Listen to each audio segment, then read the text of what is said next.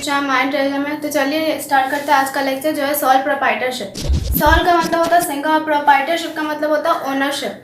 तो इससे ये समझ में आता है कि एक सिंगल पर्सन जो अपना एक बिजनेस स्टार्ट करता है उसका ओनर होता है और उस बिजनेस को मैनेज करता है, डिसीजन लेता है बिजनेस से रिलेटेड, और उसका मेन ऑब्जेक्टिव होता है टू अर्न प्रॉफिट।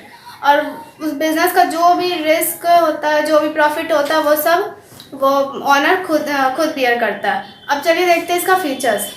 तो आप देखते हैं फीचर्स। तो फीचर्स में पहला है सिंगल ओनरशिप।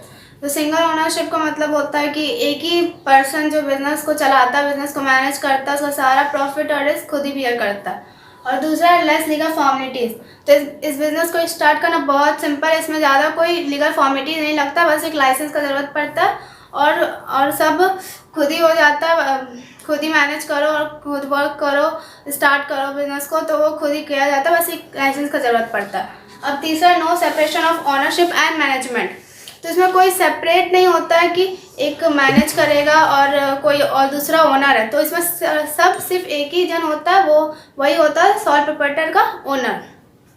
अब चौथा देखते हैं, नो सेपरेट एंटिटी। अब उसमें कोई सेपरेट एंटिटी नहीं होता, मतलब बिजनेस और बिजनेस का मालिक अलग नहीं है, तो दोनों सेम होता है। अगर बिजनेस को कुछ हुआ तो उसका सारा रिस्पॉन्सिबल बिजनेस का ओनर ही होगा। अब दूसरा है no sharing of profit and loss. तो जैसे बताई थी कि उसमें एक ही पर्सन है जो काम करता है, बिजनेस को मैनेज करता है और वही सारा प्रॉफिट और लॉस को खुद ही लेता है, खुद ही बियर करता है। अब है वन मैन कंट्रोल।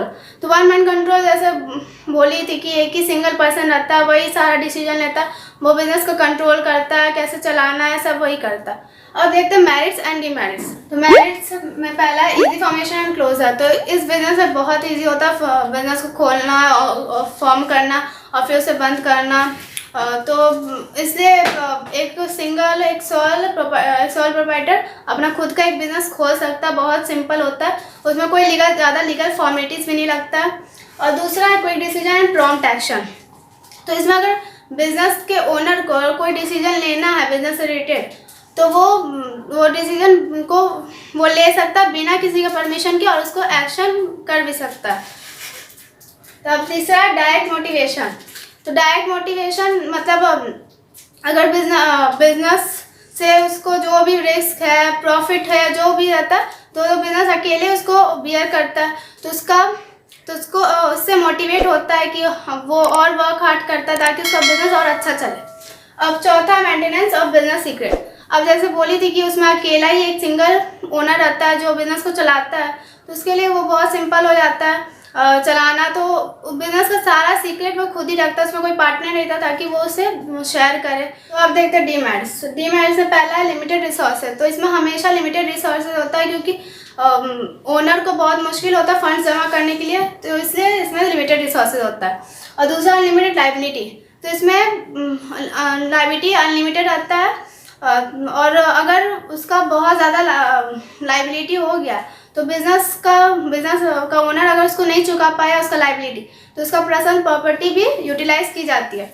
और इससे ये भी पता चलता है कि बिजनेस और उसका ओनर सेपरेट एंटिटी नहीं रहता। तो आप देखते हैं लिमिटेड मैनेजरियल एक्सपर्टाइज। इसका मतलब होता है कि एक सिंगल पर्सन अगर बिजनेस स्टार्ट करता है, शुरुआत में उसको बहुत दिक्कत होता है, जैसे बिजनेस को मैनेज करना, उसके ऊपर डिसीजन लेना, तो बहुत सारा मुश्किल आता है और शायद वो इतना एक्सपर्ट भी नहीं होता है कि वो खरीदने बेचने का बहुत अच्छे से कर पाए स्टार्टिंग में, तो वही प्रॉब्लम आता है। अब चौथा है लैक ऑफ कंटिन्यूटी।